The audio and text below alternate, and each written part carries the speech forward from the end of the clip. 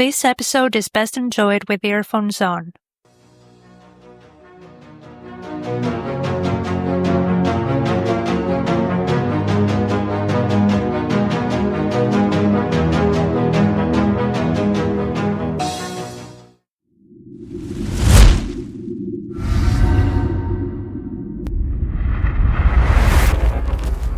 Well, I love that teleportation saves us so much time from traveling, and I don't really like the way I feel after. I think I'm going to throw up. Get a grip, Sionnach. This is it. The point of no return. Hey, are you sure you want to do this? It's not too late to turn back if you've changed your mind. No, I haven't. I wonder why I even asked. We shall go then. Lovette, do you remember when I asked you if you wanted to go back to your home? Yes, Sionnach. This really isn't the right time to talk about this, because we are literally steps away from a godlike being's lair. Yes, it is. Otherwise, I will never forgive myself for not giving you a chance. A chance? What do you mean? The orb. And it's almost done, but how? I knew how difficult it must have been for you to spend so much time away from home. I know how hard it is to be away from the people you love, but I can't even fathom what it's like to be torn between two different lives. Two different worlds. I know how much it tore you apart, and I just wanted to carry that burden for you. Sionnach. So I found the rest for you. And not only me, but all the people we met along the way helped me find them. You did this for me? Of course. You've helped us all so much. We needed to be there for you the moment you needed us most. There are only 2 pieces left to find, and the funny part is, look. One of the pieces is here? Yes, I don't know if you believe in fate, but that isn't something that can be just a chance. So the question remains, do you still wish to go home to your loved ones, Lovette?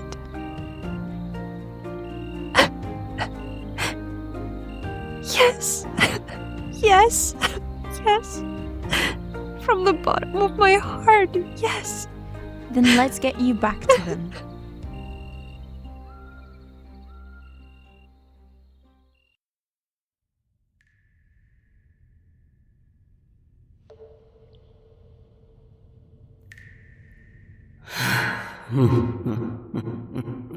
The little sprout came out of the dirt, trying to stretch its roots into the wrong place, but it forgets. Roots which go beyond their territories must be cut. Come out, children. I can see you. This is the end. I came to you too. To restore your groove?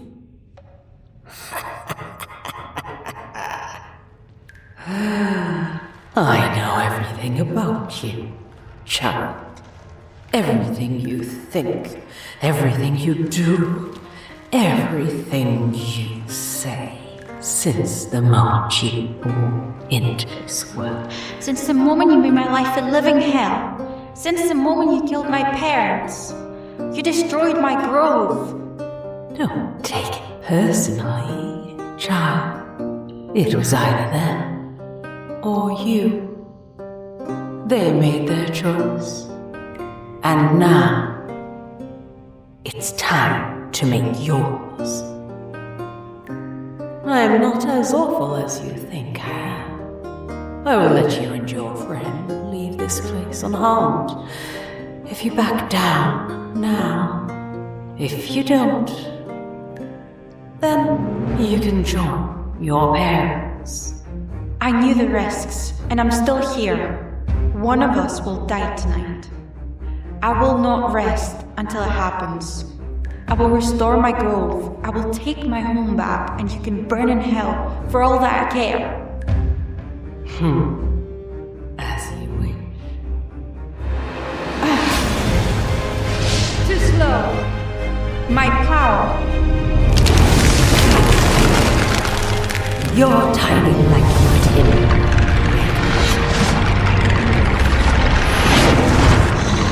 Focus on the roots, Sionnach! Cut the vines! Yeah. Die!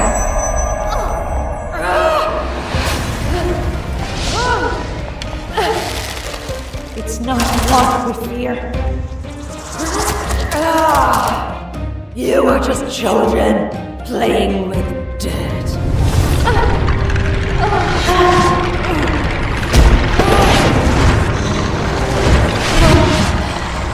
How are we supposed to stop this thing? Rest now, child.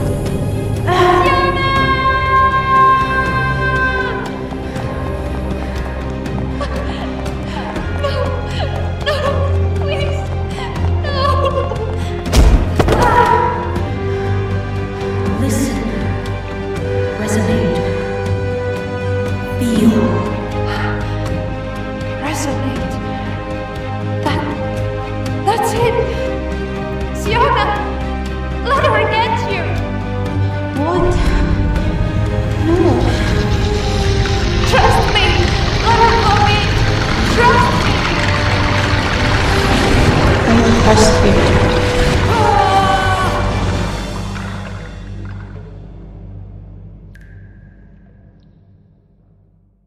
Welcome to another episode of the B&D podcast. Today, we're not here to stop the wheel.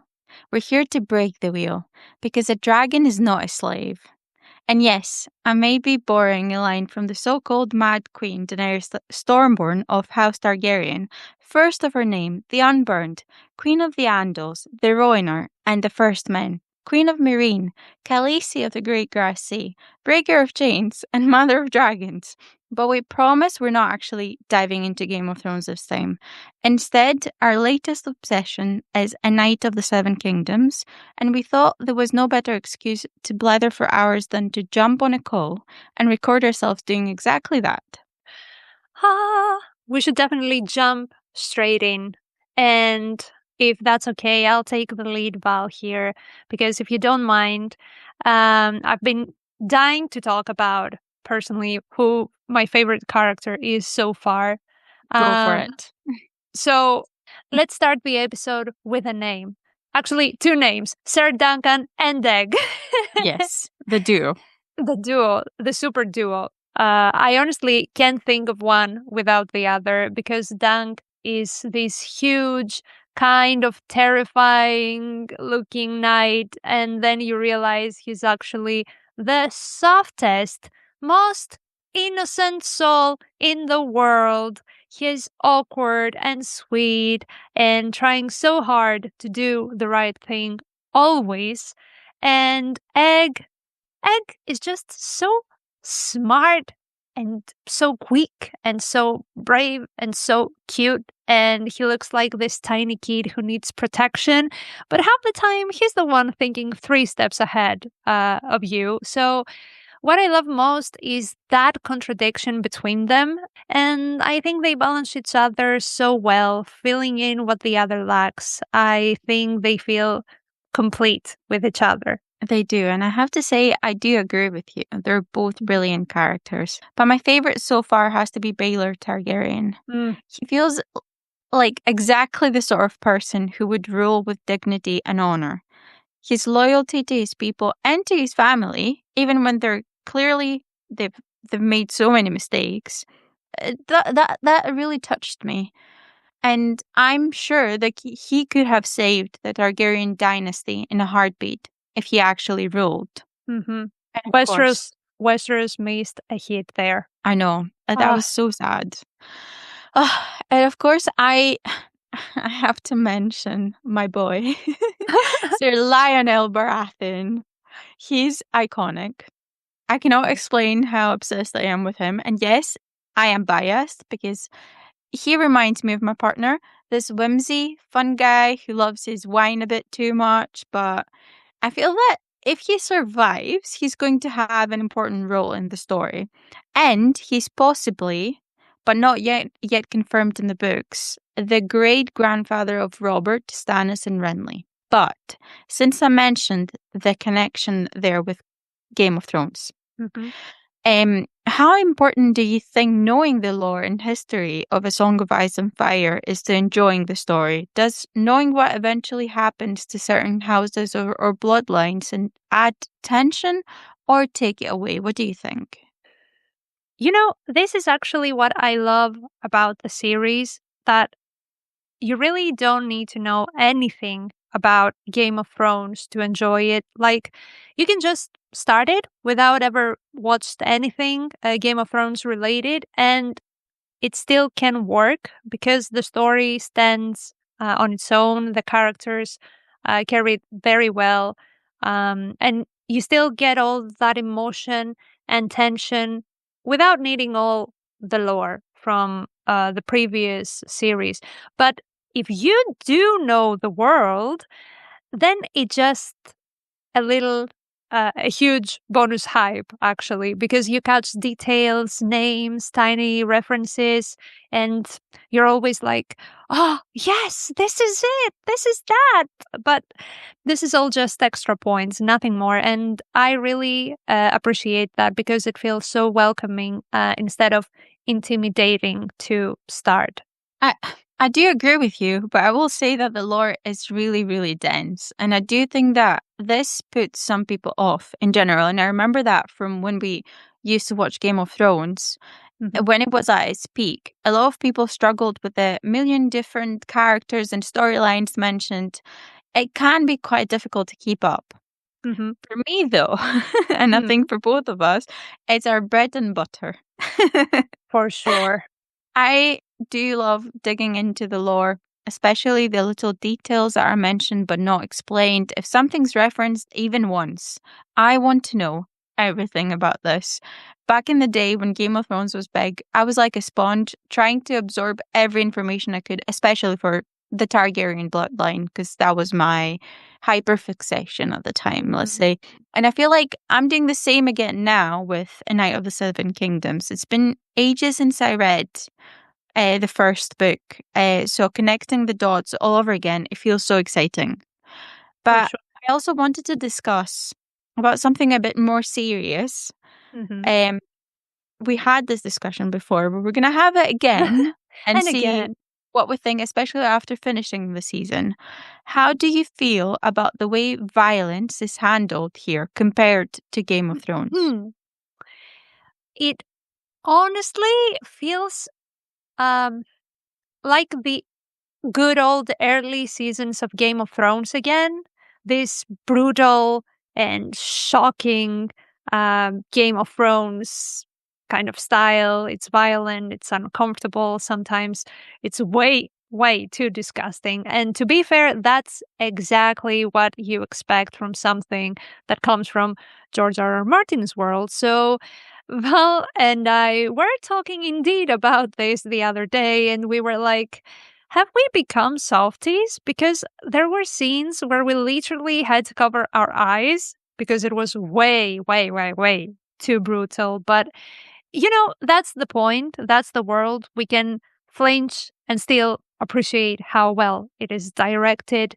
And another random thing, when I started watching it with my boyfriend, it felt like watching a level 1 D&D character at the start of their campaign, because everything starts so calm and so grounded, and, you know, there's a man shitting behind a tree, for God's sake, because why not? And my boyfriend was like, I love the vibe, it's great, but it's kind of too chill. And I remember I just looked at him and said, you know, George is involved, and that's what he always does. He builds things slowly just so he can emotionally destroy us 10 times harder later. So we're going to eat a lot of shit. I think that's why we're getting this image first thing. Yeah, probably. Because we have eaten a lot of shit in this series. And guess what? We were right. I yeah. Shitty Shitty, situation. the least. But I have to say though, we have grown soft, Zeffie. Yes, yes. I remember watching Game of Thrones while eating and barely flinching back in the day. Just now 5 minutes in, I nearly launched my noodles out of my nostrils when Duncan was quite literally shitting straight towards the camera. I don't even want to mention what happened after when someone was peeing in front of the camera.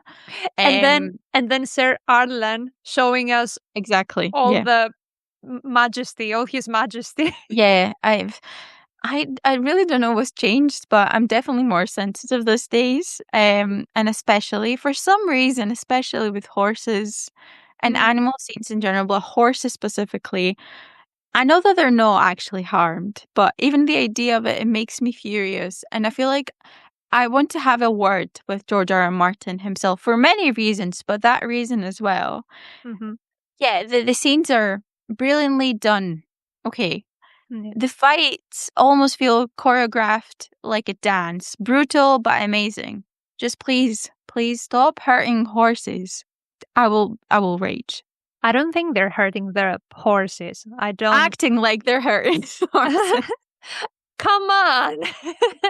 I'm too soft. Too soft. Yeah, but that's what happens. I Yeah. don't mind the acting. I just need to know that these horses are safe and They're 100% safe, I'm sure of this. yes, But it's just the That's idea. the important part. Yeah, That's it's just the idea that you get every time you see it. But yeah, the cinematography, the choreographies, the everything was perfect directed. Because once there was this fight, the fight between the sevens, it was so magical because you could feel the pain of the fight. The sound effects as well, Yes. they were amazing. Like the ringing in your ears. Yes, when you were getting it was amazing. It wasn't romanticized. It was brutal. No. Like you could feel. I was asphyxiating inside the armor. That's what I was feeling when I Darth Vader. Yes, when you were watching, the camera was inside Sir Duncan's armor headwear. Oh my god! I was like, I can't breathe. It was peak direction. And now that we are talking about direction and all this stuff, what do you think about the casting so far? Yeah, so the casting in this show is 10 out of 10. It just says, I'm sorry. They keep finding, I don't know how they do this, it's like magic. They keep finding fresh faces that fit their roles perfectly. Even though they're not so well known, it's just the casting feels intentional, like it has a meaning. And I did have a few issues with some of the casting in Game of Thrones at the time because obviously I loved the book so much, so they were changing all the characters. But that was different because it's not George R. R. Martin. But you can't deny, even then, that the actors went on to create something of a legacy. Yes. They just have a way of making their characters their own. And I'm really, really happy with all the casting so far. I agree 100%. I really love the cast too. I watched a few interviews and they're all just so cute. And it's crazy how good they are because on screen, they're completely different people. You look at Aerion Targaryen, for example, and you're like, what a horrible human being. I hate him. And then you see Finn Bennett in an interview and he's such a soft-spoken, sweet and shy guy, nothing alike. And I also adore the real-life dynamic between Dexter Sol Ansel and Peter Claffey. They're so natural and playful together. And may I say that I would really, really love Dexter as Aang for The Last Airbender because come on, guys, you can't deny it. He is Aang. He will save the world. Again. I can see the vision. I can see 100%. He should play Ang. They just need to recast. I'm really sorry. He is the definition of my garbages, and he's the reason behind it. I can see that. Oh my god. Yeah, I do see that vision. But since we talked about the bane of my existence, Georgie boy. Oh. What do you think about him being much more directly involved as a main producer here? Do you feel more confident knowing this or not as confident? It really is a double-edged sword, but one thing is certain, because when George R. R. Martin is actively involved, you just feel safer about any project because you know there's weight to it. He gives the whole thing credibility. And when he steps back, because he does step back, we've seen how this can go. But here's the big but. He is slow. I mean, painfully slow. The man writes like he has endless centuries ahead of him, like he's a vampire or something. And I truly hope he does live many more years and keeps creating incredible things. But the reality is he's 77 years old, and film and television don't move at a novelist's pace because there are productions have deadlines, budgets, contracts, hundreds of people waiting on scripts. I mean, just look at The Winds of Winter. It's been in progress for nearly 15 years, and then there's A Dream of Spring, still somewhere in the mist. Will we ever read them? I honestly don't know. I want to believe we will, but no one really knows. And a book depends on one man and his process, but a series or a film depends on an entire machine that can't just pause indefinitely. So, yeah, I'll always feel more confident when I see his name attached to something, but at the same time, I kind of brace myself because history shows he rarely stays deeply involved for so long. Not that it's always his fault, to be honest, but once he's gone, it's done. And that's the frustrating part. What do you think? Yeah, you know my opinion on this already. I think it's the time that I'll say that I don't agree. I don't feel confident at all about this. As we say in Greece, I always carry a small basket when I see his name attached to something. I do have faith in him. I do know that he's so talented. He creates the most beautiful stories, but trusting him to stick to a timeline and deliver things on schedule, no, is another thing entirely. I am torn. I've learned to prepare myself for disappointment whenever he suddenly decides to drop one project and dive into something else. Like, I don't know, maybe like writing thousands and thousands of pages of lore for the Elden Ring game instead of finishing The Winds of Winter. So, Possible. honestly, George, we love to hate you and we hate to love you. Or maybe I'm just a hater myself. We're going to try and be more optimistic, though, shall we? We will, for sure. I want to know what you think they're doing differently in A Night of the Seven Kingdoms compared to Game of Thrones and House of the Dragon. I think the biggest difference is the scale because, Game of Thrones started relatively grounded, but very quickly became so massive, like multiple kingdoms, huge political webs, constant power shifts. House of the Dragon is even heavier in a way because it has royal politics from the start. There are dragons, succession wars, high stakes from just episode 1. But A Night of the Seven Kingdoms feels smaller and on purpose because it feels more human. It's about one knight and one boy traveling the realm. There are no dragons, no throne rooms. The tension comes from personal honor, small tourneys, conversations.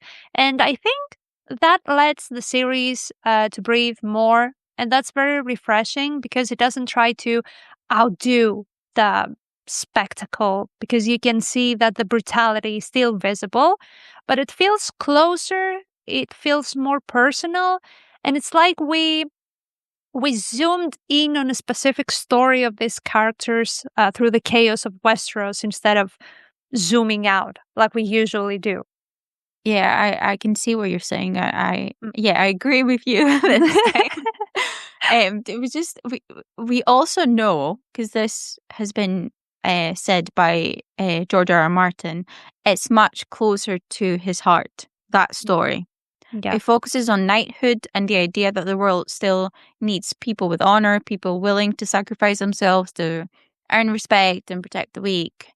It isn't really about the game of power or the idea that chaos is a ladder and everyone is rotten to the core, even though some of them are.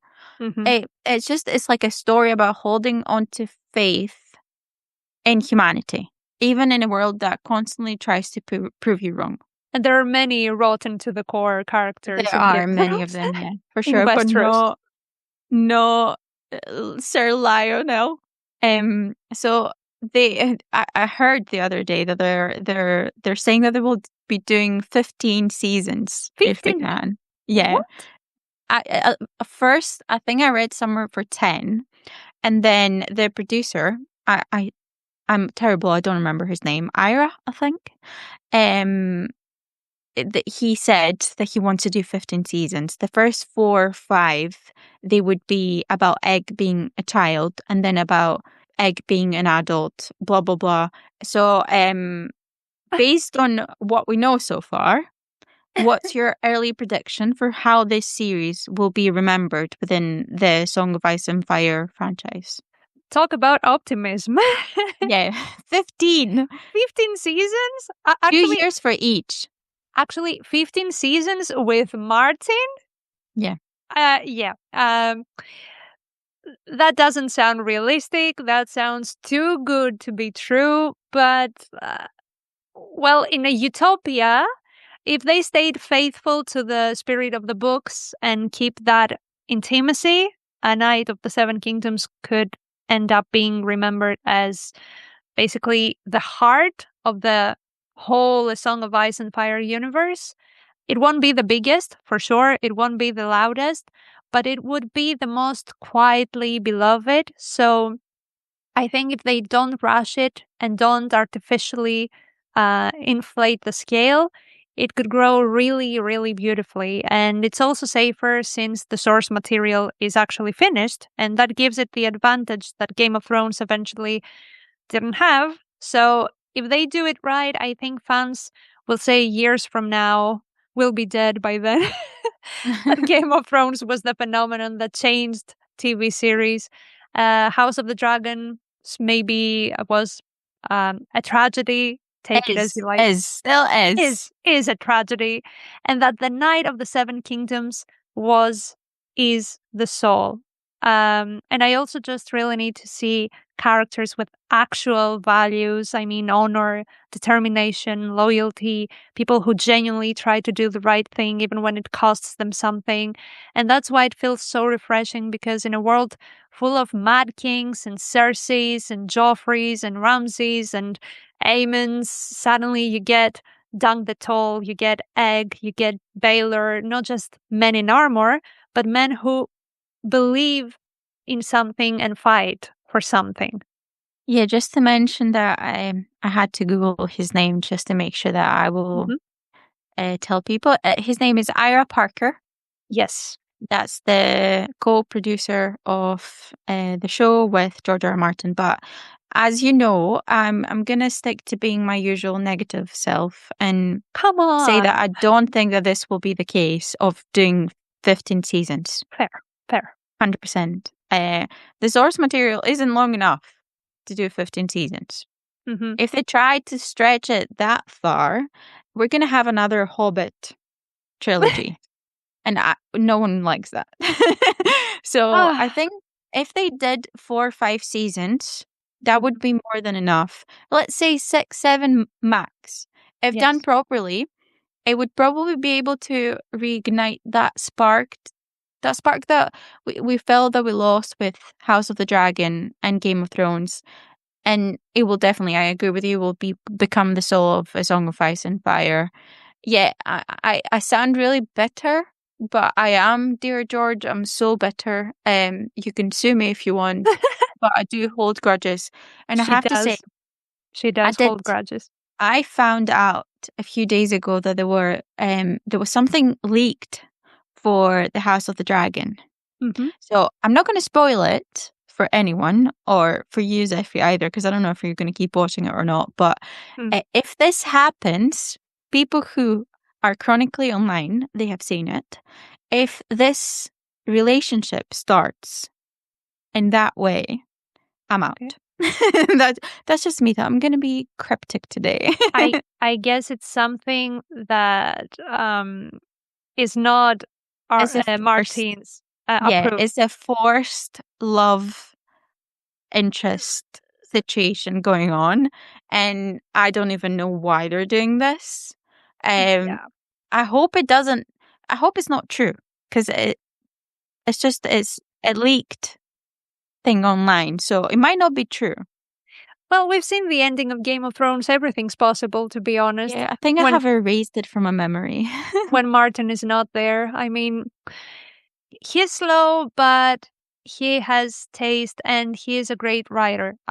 He's definitely a great writer. Amazing writer. Amazing. He is a genius person, but he's so slow. I mean, come on. You cannot count on him. But No. Anyway, it's fine. Let's just tell me about your favorite moment in the show. Oh, Dunk shitting behind a tree. Spoiler alert. It can't be that. No. I'm joking. I refuse to choose just one, though. So I'll go with two. First, the most exhilarating moment when Doug pleads for an honorable knight to join him in battle, and while everyone else refuses, Baylor, as the man he is, charges onto the battlefield with the original Game of Thrones soundtrack playing in the background. I mean, I still get the chills just thinking about it. Now, the second moment is quieter and more intimate when Dunk and Egg lie under the stars at night, and Egg says how lucky they are to witness the shooting stars while the other contestants sleep in their tents, and Dunk asks, so is all that luck ours alone? Oh, I don't know, guys. It's such a simple, beautiful, and unique scene, and it really made me emotional. And after the last episode I saw, I also liked the ending so much because it was also so quiet, the way it began, the series began. Yeah. And I loved that ending. I mean, with Sir Arlen, spoilers alert, moving in a different direction, now showing the road to Dunk. I don't know. I'm so emotional. It was such a great story. I mean, I'm so happy. How about you? I do love all these moments, but I do agree with Baylor riding into the battlefield. That man protected the innocent as every true knight must. When he said that peak cinema moment, I swear. I have no more words for this scene, to be honest. So all I'll say is it's game time now. Oh, and as we already know, when you play the Game of Thrones, you win or you die. Wow, there so is no middle ground. We are ready. No one's dying. What are we playing, though? So the idea is to build our A Song of Ice and Fire trio team and why you chose them. And I want you to go first because I'm still thinking if I'm going to use the trio that I have in my mind just now. Okay. I definitely choose Brienne of Tarth because after A Knight of the Seven Kingdoms, I became obsessed with knights and I love her specific bloodline. And I always loved Brienne of Tarth. She was such an awesome character. I love her so much. I'd pair her with Arya as a rogue because she is skilled in stealth. She has Mask of Many Faces too, which would be incredibly useful. And instead of Daenerys, I'd go with Melisandre because she has both powerful and destructive magic. Shadow magic, as mentioned in the books, prophecies, seeing visions, that can be helpful too. Casting illusions, and also healing and revivification abilities. That can come in handy, for sure. Sorry, so Blight this- wants to say something. Yes. Are you okay, Blight? Do you like Melisandre? Sorry, keep going, I'm sorry. What did she say? I think she said that she hates Melisandre. Well, I don't judge her actions. I don't like her character, but I would feel safe with her if she was on my team. If she's on your side. Anyway, let's use her for her abilities. These three women together, I think they are unstoppable because we have a fighter to tank, a rogue to strike, and a red priest to both heal, foretell, and deal magic damage. I think it's pretty balanced. I like that trio. I do. And I love the game. That's great. But hear me out. So, Daenerys Targaryen. Oh. Rhaenys Targaryen. Mm-hmm. And Marjorie Tyrell. Marjorie Tyrell? Yes. So you wouldn't probably expect me to choose a non-Targaryen character, but over the years, I've really come to appreciate how strategic and powerful Marjorie was. She didn't need any dragons. She understood image, influence, and public perception. In many ways, she was more dangerous without fire. So I truly believe she would have been the perfect ally for Daenerys if they'd ever worked together, if they didn't die. Yeah. Sad. In fact, she probably would have saved her from her own doom. And then I chose Rhaenys, the queen who never was, because I love her character so much, and she's, I think, one of the only characters that I like in House of the Dragon. Probably. She has that quiet strength, and she's a true fighter. She has seen ambition up close by others and knows exactly what it costs. And with Melis at her side, she would have guarded Daenerys, and the most important thing, she would have trained Daenerys on how to use Drogon properly and not let him die. But anyway, and of course, Daenerys Targaryen, as I said, my Dany. If I look back, I'm that line says everything. She carries destiny like a weight and a weapon at the same time. That's why she would lead this trio, not just because of her dragons, but because of her belief system. She believed in breaking chains and wheels, in reshaping the world, making it a better place, and that's why I will always love her, and not what they did to her. That was a powerful trio, to be fair, and all of them women, by the way, both teams. Oh, yes, let's that go. says a lot. And terrifying teams, to be fair. They're great. Anyway, so I guess that concludes the Night of the Seven Kingdom and our episode 2. But before we let you go, we want to say a massive thank you to every single one of you for hanging out with us today. It really means the world that you chose to spend your time here. This community is what makes talking about this series and game so much fun, and we really want to know your thoughts about the finale.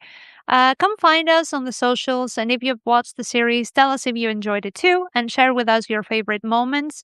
Please hit that follow button on Spotify. It's the best way to support the show and make sure you never miss an update. So until the next time, you best be here when we get back. Robot, and we'll hunt you down with dogs. Woof! And meow. And meow! So until the next time, may all your rolls be a natural 20. Bye! Bye.